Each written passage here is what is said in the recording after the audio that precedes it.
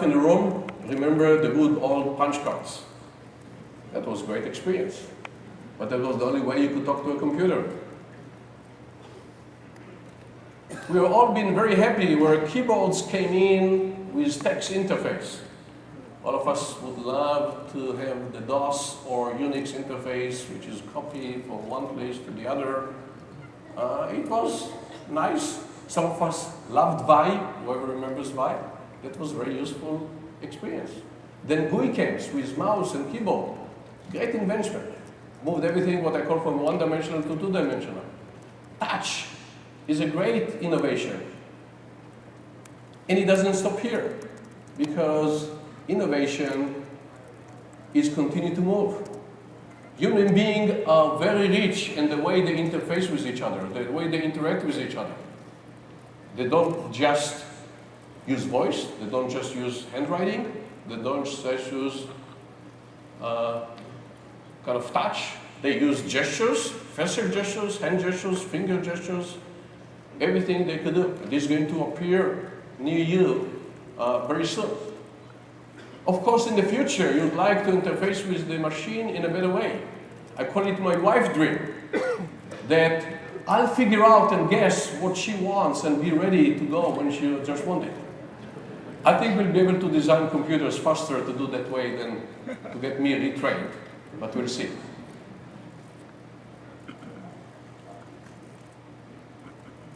So, the true interactive computing, this is what today I've shown that, and I believe that almost all, for sure tablets, definitely all convertibles and detachables, but very many of the even clamshells will come with touch with Windows 8. This is the way people love it. People love to also use voice. And I would like to show you how our voice command and control that we're going to have soon on our platforms is going to work. Welcome, Craig. Hey, thank you, Dottie. So yeah, let's take a couple of new examples about how we're changing the paradigm as far as the ways you're going to be able to interact with your Ultrabooks. And we're talking about touch and all the great new ways we're able to bring that across, and my favorite is voice. So paired up with Intel and Nuance, we're actually coming out with a brand new product that's going to be able to be a way for you to interact with your... I can buy one myself. So why don't we go ahead, and I'm just going to click on the Pay Pass here, and that's going to take us to our order page. It says, hello, Gary. Thanks for letting me borrow your credit card. I appreciate that. You're welcome. And while I have there, I'm going to make a real short purchase, and I can see here that immediately on this page, it is detected that my laptop has tap and go capabilities by having NFC built in. So let's just go ahead and pay by that way. Take my card, and just like that, all of my information has been authenticated from the cloud. It's gone ahead and filled in all the forms. Don't need to hassle with those pesky passwords and a bunch of other stuff that I keep rattling around in my head. We have gone through multi-step authentication to make sure that this purchase happens. Looks good there, and that order is on the way for me. So just that simple, completely transparent to the user for an ease of use and all that security on top, and that's what this partnership is going to mean for our Ultrabook users. So thank you, gentlemen. Thank you very much. Thank you. XPS Duo, and wham, now a tablet. This is 3rd generation Intel Core processor inside, and I'm going to, the beauty about Core is that you have access to a lot more features inherent with Intel architecture, like quick sync video. I can render videos faster if I want to, but I'm not going to show you that because that would be a very long demo here. But here, we can see that I'm doing something new with the next generation Power Director Suite. And this is motion tracking. This is something new to consumers.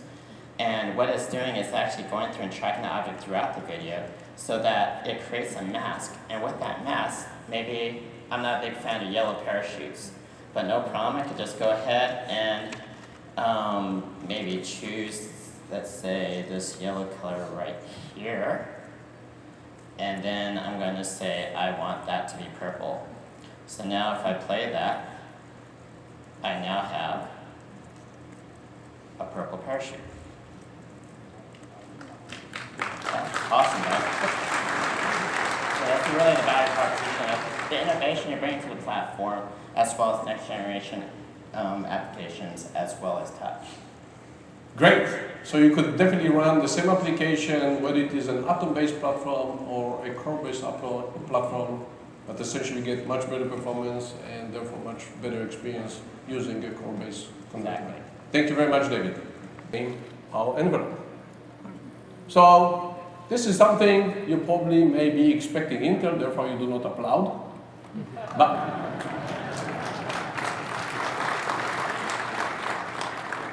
But delivering 2x generation by generation is not a small exercise.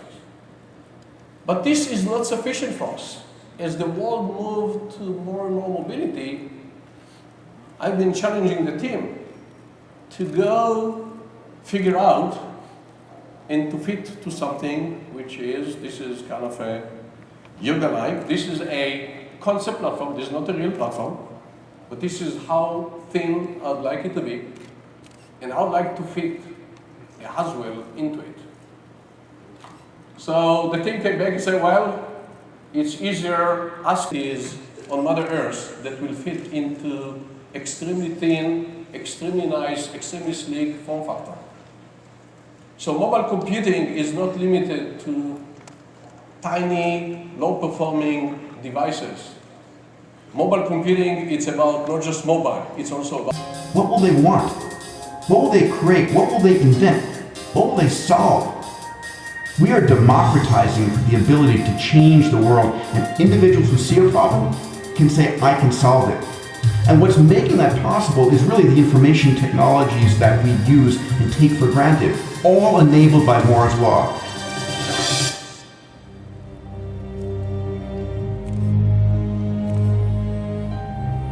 Underlying all of this is information technology.